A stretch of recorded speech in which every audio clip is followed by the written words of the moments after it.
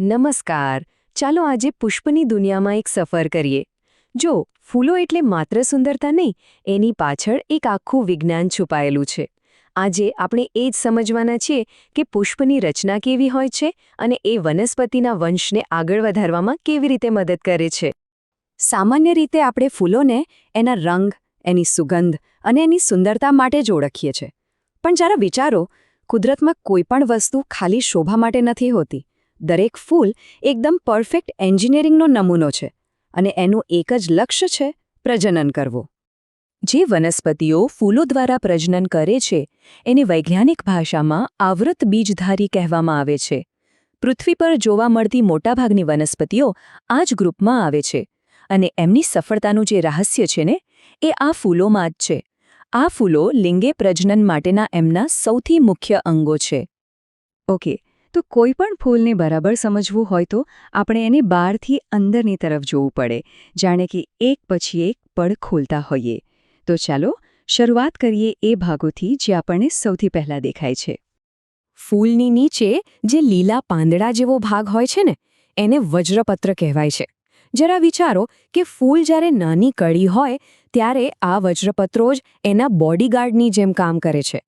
એ કળીને તડકા, પવન અને જીવજંતુઓથી બચાવીને રાખે છે. અને હવે વાત કરીએ દલપત્રોની, એટલે કે ફૂલની રંગબેરંગી પાંખડીઓની. આ ફૂલનો સૌથી આકર્ષક ભાગ છે અને એનું એક ખાસ કારણ છે. એના ચમકદાર રંગો અને મીઠી સુગંધ એ તો જાણે મધમાખીઓ અને પતંગિયા જેવા કીટકો માટે એક મોટું જાહેરાતનું બોર્ડ છે જે કહે છે, અહીંયા આવો. કારણ કે આ કીટકો વગર પ્રજનનની પ્રક્રિયા શક્ય જ નથી. પાંખડીઓની અંદર જઈએ એટલે હવે ફૂલના સૌથી અગત્યના ભાગો શરૂ થાય છે, એના પ્રજનન અંગો. ચલો સૌથી પહેલાં નર પ્રજનન અંગ એટલે કે પુંકેસરને થોડું નજીકથી જોઈએ.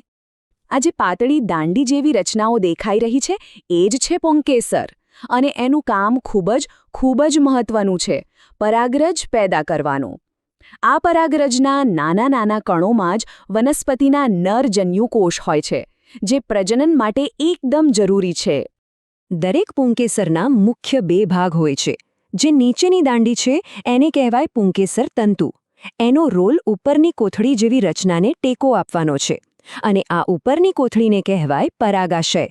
આ પરાગાશય જ એ ફેક્ટરી છે જ્યાં હજારો લાખોની સંખ્યામાં પીળા રંગના પરાગરજના કણ તૈયાર થાય છે. ચાલો હવે આગળ વધીએ અને પુષ્પના બરાબર કેન્દ્રમાં જઈએ. ત્યાં આવેલું છે માદા પ્રજનન અંગ એટલે કે સ્ત્રીકેસર. આ પ્રજનન પ્રક્રિયાનો બીજો સૌથી અગત્યનો હિસ્સો છે. ફૂલની એકદમ વચ્ચે આવેલી આ જે રચના છે એને સ્ત્રીકેસર કહેવાય છે. આ એ જગ્યા છે જ્યાં પરાગરજ પહોંચે છે અને પછી ફલનની પ્રક્રિયા શરૂ થાય છે અને આ જ પ્રક્રિયામાંથી આગળ જતા બીજ અને ફળ બને છે.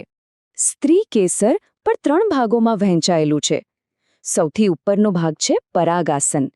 એ ચીકણો હોય છે જેથી હવામાં ઉડીને આવતી પરાગરજ એના પર સહેલાઈથી ચોંટી જાય.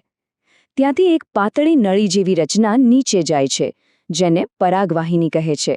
અને છેક નીચે જે ફૂલેલો ભાગ છે એ છે અંડાશય.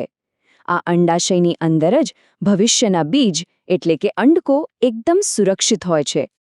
પણ એક મજાની વાત એ છે કે બધા જ ફૂલોમાં નર અને માદા બંને ભાગો એકસાથે નથી હોતા.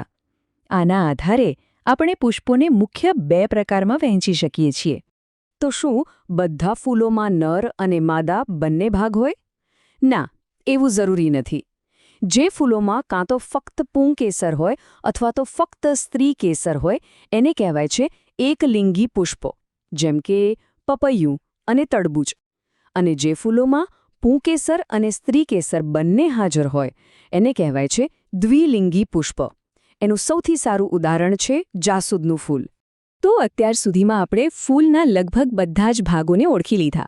પણ હવે સૌથી મોટો સવાલ એ છે કે આ બધા ભાગો ભેગા મળીને કામ કેવી રીતે કરે છે?